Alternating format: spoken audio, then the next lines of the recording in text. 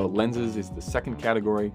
Lenses probably takes up the most discussion in the commercial world. A lot of the times the camera is a given. It's going to be some form of an ARRI camera. Usually now it's either the Mini or the Mini LF, depending on when you're, where you're at or what the budget level is. But the Mini LF has really become the commercial standard. At the lower levels now, the older Minis are taking over. And sometimes here or there you'll get Alexas, older Alexas, Alexa Classics or XTs on jobs. Sometimes red as well, but again, that's a different classification of production. Usually the standard, if you don't want any pushback and you don't want to deal with something out of the ordinary, you really can't go wrong with the ARRI Alexa in that department. It is the industry workhorse by far. It's I would venture to say 99% of commercial work is done on the Alexa. And with Red and the Sony Venice making some inroads as well with certain cinematographers, but really, you're not going to get any looks if you say Alexa is the go for the job.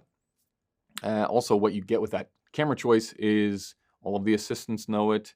The data situation is well understood. The whole pipeline for color is well understood as well. So it's just a safe, solid choice, which it's also a phenomenal camera. Then comes lenses. As I said, lenses is probably the one category that takes up the most conversation in production because it also centers around aspect ratio. Sometimes the director will specifically pitch in an aspect ratio, like you'll see in the treatment lots of anamorphic images. If that's the case, you're going to want to pitch anamorphic. You're going to want to tell them anamorphic. The options, it is up to the cinematographer to choose the lenses, but it's in constant conversation with the director, right? Because nowadays directors are so savvy to what lenses bring to the project and just how impactful they can be in defining the look, that this is really where the conversations get had in the look of the final piece, whether it's anamorphic or spherical, and then even inside of those categories, what the overall look is that we're going for.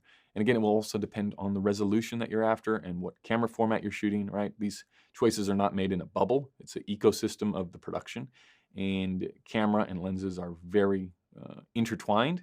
So usually it starts anamorphic or spherical, and then from there it will branch out to, we're going vintage look, clean modern, we're going full frame or super 35. The important question is understanding aspect ratio, getting on the same page as the director. And then because you are the editor of the choices that get pushed through to the director, oftentimes I'll present my case and say, I think these are the lenses that we should go with. This is why. And sometimes you get pushback, sometimes you don't get pushback, but just be prepared with responses as to why. Assume that question is coming. Now, I don't put the why in the communication at first because a lot of directors will just be like, yep, they're in a busy time during the pre-production process.